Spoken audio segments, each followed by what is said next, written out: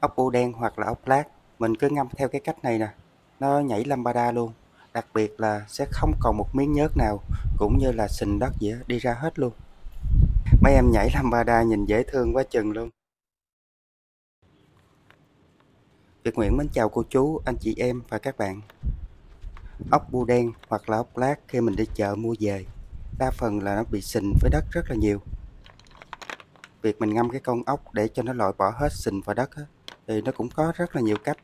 Nhưng hôm nay Việt Nguyễn chia sẻ một cái cách rất là ngắn gọn xúc tích luôn. Mà khi mình luộc cái con ốc lên á, sình đất nhớt nhau vậy, nó không còn một miếng nào hết. Và có một cái bí quyết mà khi mình đi mua ốc, những cái con ốc nào mà nó đầy đặn như hai con ốc này á, là con ốc mập mạp. Còn như con ốc bên tay trái nè, cái mày nó thụt vô sâu như vậy á, là con ốc nó bị ốm, mình không có nên mua. Trước tiên mình sẽ cho vô đây một tí xíu muối. Ốc bu, ốc lát thường là mình hấp lá chanh, hấp gừng, hấp lá xả. Nhưng hôm nay Việt Nguyễn chia sẻ một cái loại lá nữa. Khi mình hấp lên nó sẽ ngon hơn gấp 10 lần những cái loại lá thông thường mà mình hay hấp.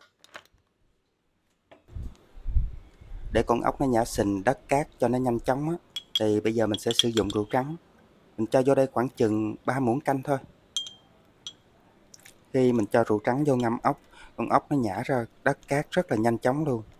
Nó nhảy lambada luôn mà. Chắc có lẽ là do rượu á, nên nó xỉn hay sao á, nó nôn ra hết luôn nè. Khi cho muối với rượu trắng vô rồi á, thì ngâm khoảng chừng 2-3 phút thôi. Thông thường mình hay ngâm với nước vo gạo, rồi thêm trái ớt vô nữa. Nhưng nó sẽ không hiệu quả bằng khi mình ngâm với rượu trắng. Sau 3 phút mà mình ngâm với rượu trắng rồi á, bây giờ sẽ chế nước vô. Cho nước vô rồi mình ngâm khoảng chừng 15 đến 20 phút thôi là nó nhả hết sình đất ra, nhớt nhau rỉ ra hết luôn.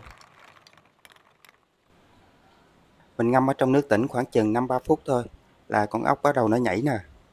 Nó nhảy lambada luôn á, sình đất gì nó tuôn ra hết à. Nhảy quyết liệt luôn mà, chắc xỉn luôn rồi đó. Việt Nguyễn ngâm mới có 20 phút thôi, cô chú anh chị em mình có thể thấy cái phần nước ở trong thau nè, cặn cáo nhớt nhau rất là nhiều. Mà cái nước trong thau lúc này nó rất là nhớt luôn á, nhớt cực kỳ luôn. Mình ngâm khoảng 20 phút thôi là mình có thể vớt ra được rồi, cũng không cần ngâm lâu quá đâu. Cái thau nước nè, cặn cáo, nhớt nhau quá chừng luôn, thấy ghê chưa?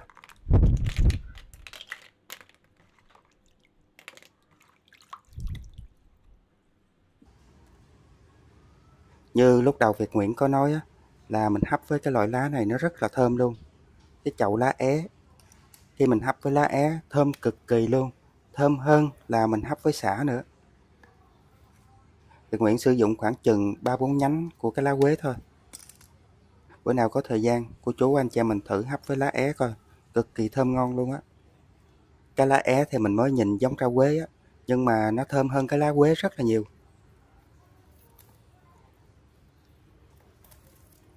Sẵn ở đây nó có cái chậu sả, cái bây giờ mình ngắt thêm vài cái lá sả vô, khoảng chừng 4-5 lá thôi là được rồi. Nếu như không có cái lá sả thì mình chỉ sử dụng cái lá é thôi, nó cũng đủ thơm rồi.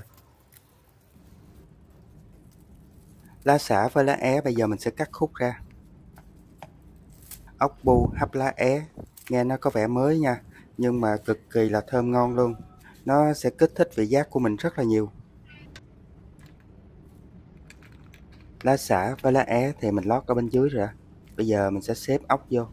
Mình muốn nó đẹp thì mình xếp vô, còn không thì mình cứ cho vô hết luôn một lúc.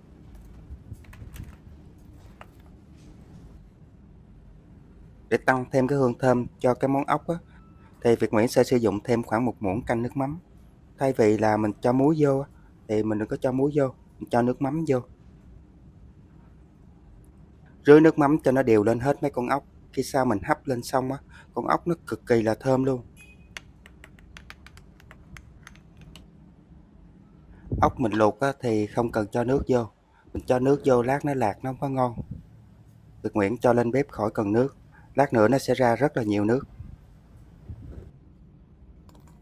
Tiếp đến thì bây giờ mình sẽ làm nước mắm chấm. Cho tỏi vô, ít gừng, Một củ gừng khoảng một đống tay thôi. Cắt nhỏ nhỏ ra để lát nữa mình đâm cho nó dễ.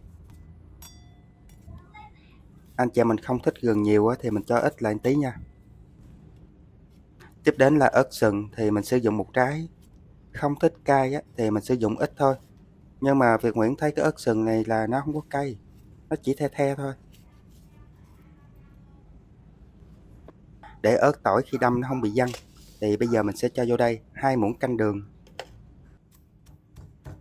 Cho đường chung với ớt tỏi khi mình đâm bảo đảm không bao giờ nó văng ra ngoài. Tỏi ớt gừng nó cũng đã nhuyễn rồi. Tiếp đến mình sẽ cho vô đây 2 muỗng canh nước mắm, 2 muỗng canh đường thì mình sử dụng là 2 muỗng canh nước mắm.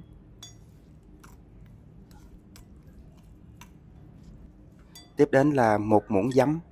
Giấm này mình sử dụng có giấm chuối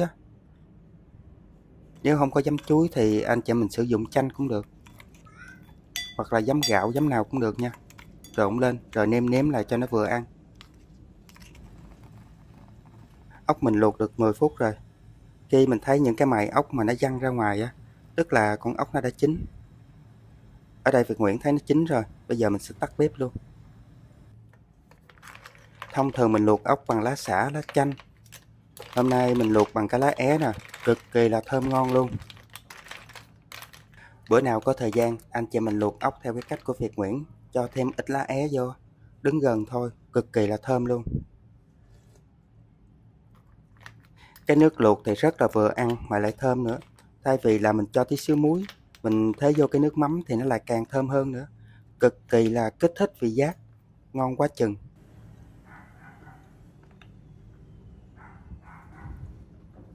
Ốc bu đen luộc lá é quá chừng là thơm. Chế lên thêm một ít nước mắm gừng nữa. Trời ơi, nhìn thôi là đã thấy thèm rồi.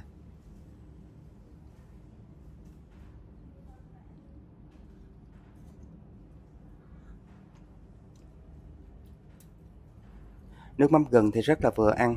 Con ốc thì không có bị nhớt, cũng không còn một miếng cát nào hết. Rất là ngon luôn.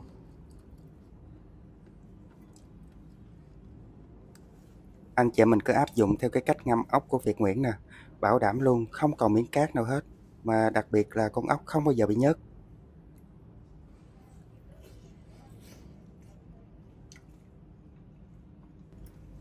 Nước mắm gừng thì rất là vừa ăn. 2 muỗng vung đường, 2 muỗng canh nước mắm, cộng 1 muỗng giấm nữa. Trộn lên rất là vừa ăn. Đây bây giờ Việt Nguyễn lấy con ốc này khơi lên. Cô chú anh chị mình quan sát nha. Con ốc rất là sạch luôn, không có miếng nhớt nào hết. Nhìn con ốc đẩy đà mập mạp ngon ghê chưa.